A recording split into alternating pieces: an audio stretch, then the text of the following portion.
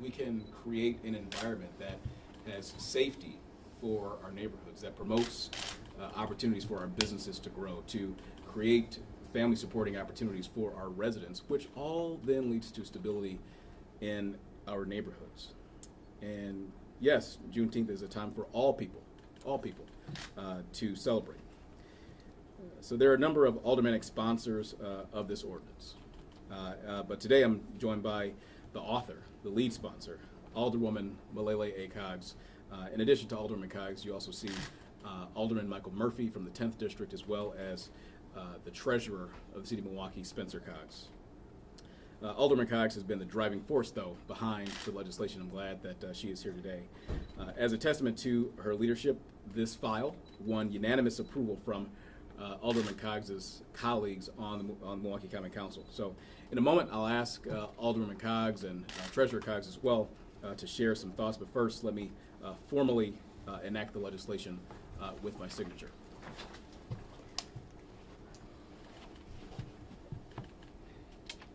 Come on, back up. Move.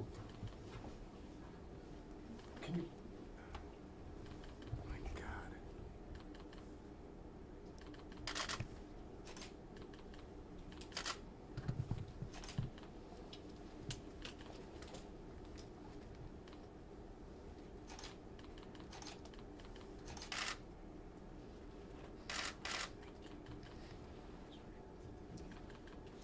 It's done.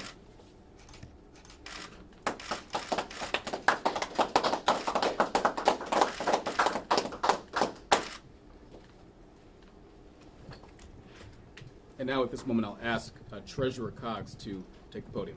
Mr. Treasurer? Thank you. I am so proud to hold this pen that signed the legislation for Juneteenth to be a city-wide holiday. That deserves a round of applause, y'all.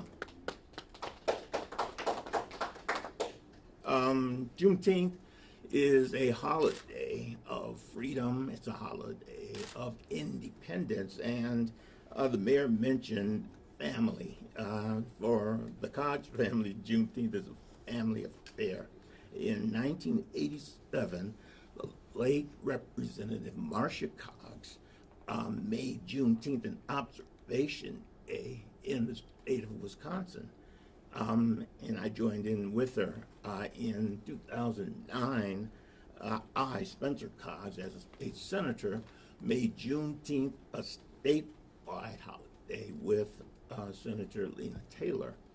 And now another Cox has made Juneteenth a great holiday in the city of Milwaukee. So to that, I say the African word, Harambe. Say it with me. Harambe. One more time. Harambe. It means pull together, and we pull together to make this great holiday a city-wide holiday. Thank you. Oh, and let me introduce to you the author. Oh, I'm sorry.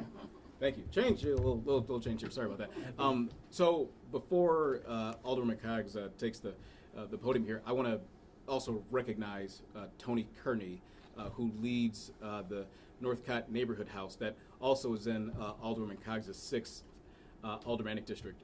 As folks in this room know very well, Northcott neighborhood house has been a tremendous partner, a leader in this community by sponsoring the Juneteenth parade and festivities that we have in Milwaukee every single year. And so for 51 years, that organization has had a leading role in bringing this entire community together for one of the largest celebrations that we have in the city of Milwaukee. So I just wanted to make sure we recognize Tony Kearney as well as Northcott Neighborhood House for all their contributions to making Juneteenth such a special day in the city of Milwaukee with one of the largest Juneteenth celebrations in the United States.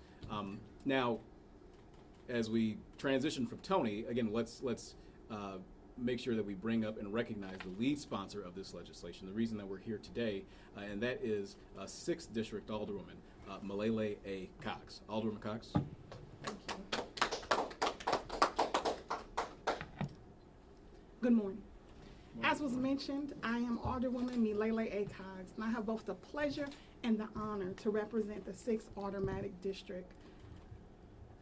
Never forget, I was raised in an African-centered household, and one of the things that my mother and my family taught me was to never forget the historical relevance of all that has happened to people of African descent in the United States of America.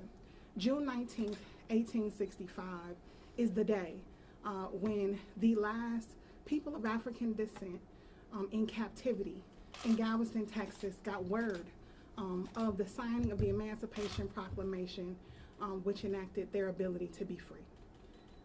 When that word came, as one could imagine, the celebrations erupted.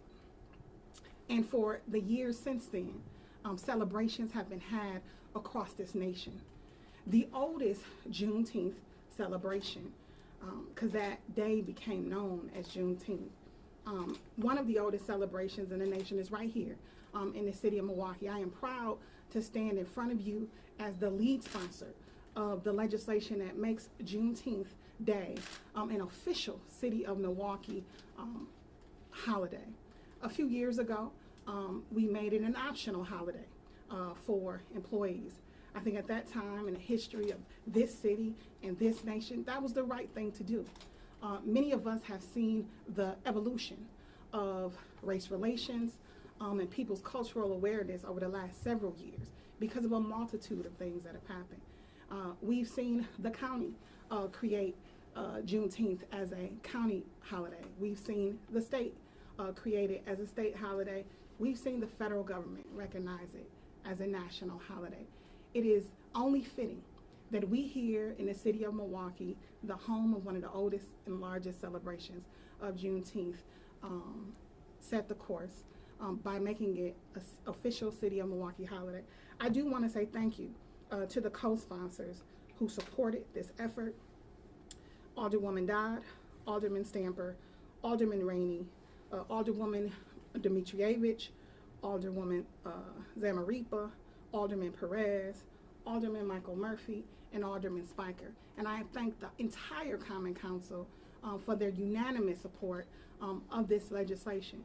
It is my sincere hope that not just on June 19th, but year-round, 24/7, we always take time to reflect on this nation's history, as painful as it may be, to learn and grow from it so that we can build a better future, not just for the city of Milwaukee, but for this country as it relates to race relations and really our humanity.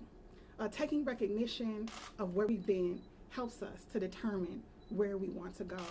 I am also proud to be standing here with representation from Northcott Neighborhood House, which means so much in the celebration of Juneteenth here locally. I myself grew up on 3rd and Burleigh, so I've witnessed the Juneteenth celebration or been a part of it my entire life. And I've had the honor of serving as Miss Juneteenth, and my daughter has had the honor of serving as Little Miss Juneteenth as well. So Juneteenth runs deep with my family, and you've heard the family history of attempting to ensure that legislation has created the recognition that Juneteenth deserves through my uncle Spencer Cox. But I'm proud because when I first got elected in 2008, one of the first public signings I ever went to was at Northcott. And that signing was of the legislation that Spencer Cox, then I think a state senator or state rep, did with Lena Taylor, making it a state holiday.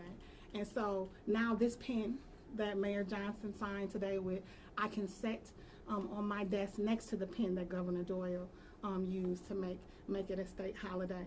Again, my sincere hope is that beyond June 19th, people reflect on this history, learn from this history, and I'm thankful that we as a city will be recognizing Juneteenth in an even greater way. Thank you.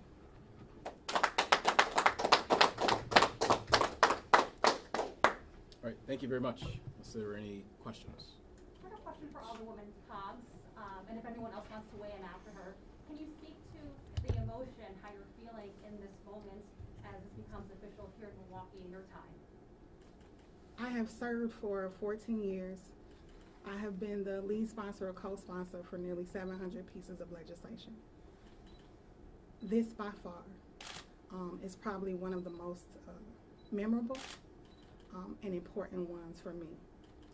if you look at the other holidays we recognize as a city, July 4th and Christmas and Thanksgiving and all of those things, and how embedded those are in the American culture and in our culture here in Milwaukee, to know that through action this council has taken and this mayor has signed on to, we will now be recognizing Juneteenth in that same very powerful way. And to know that I helped lead that effort is something that I am extremely proud of, and something that I know, my children and their children and those to come will forever be able to recognize. This has been kind of recognized or observed by many people in different government entities for a long time, but not the city. Was the unrest of 2020 any impetus at all for this to happen now, to get it done for the city? Like I said, a few years ago, we did it as a optional, but that was pre-George Floyd. That was pre all of the unrest. I just think the time was now. I think that, members of the council and the community were ripe for it, and people were willing to accept it. I think the idea that for institutional change to come, we have to be willing to do things like this. Probably has become more relevant since the national unrest. But again, the desire to move in this direction was already there with the optional. But I think the reality of the necessity of making it a formal holiday probably has been influenced in some way by all that has happened over the last several years nationally. Kind of a follow to that, how should people use the day? How should they celebrate the day or recognize the day? Yeah, I always recommend that people, one, reflect on the history that it represents. Two, observe how far we've come, and use that to help celebrate. There's nothing wrong with celebrating, and sometimes in the struggle you need to have those moments of celebration and jubilation. But then get kind of re-energized for the fight that lies ahead. Because in that reflection and in that recognition of how far we've come, there also has to be a reality that we still have so much more to do. So use Juneteenth as that reflection, that re-energizing and celebration to start right back the next day, fighting to help to improve things. And many can come to the Juneteenth parade and celebration on King Drive by Northcott Neighborhood House. Yep.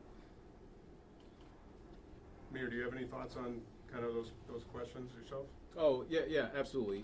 Juneteenth has been rising in the national consciousness over the course of the last several years, and I think it's important, right?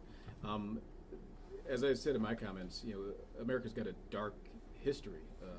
The original sin of this country was slavery, and so many people, especially folks who look like the ones who are standing at this podium and behind the podium right now, have had people in their families and in their community generally that have endured the pains and the traumas for generations of that vile institution of slavery. And so it's important for us to recognize what has happened in the past, right? It's important for us to honor the lives that were lost in the past, and it's important for us to heal together as a city, as a state, as a nation, and move forward. And also recognize that those pains of the past have caused traumas in the present, right? And this is a way for us to come together for everybody, for all people, not just African Americans, but for everybody to recognize what happened, but then also to put us in a position to have some better understanding. And as was mentioned, Northcott Neighborhood House for 51 years has done an incredible job of bringing this entire community together to do just that.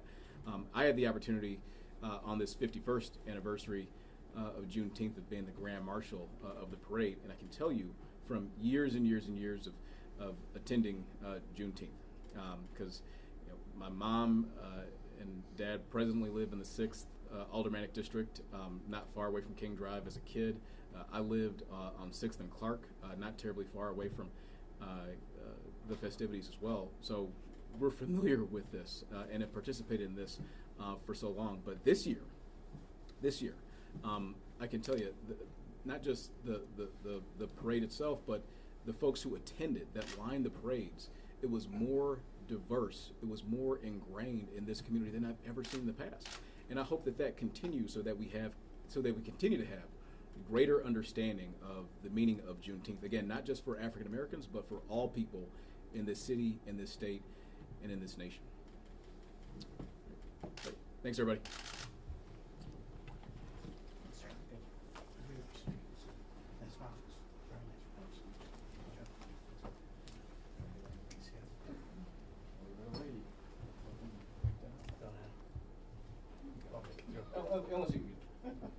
Are you saying I'm too big yet?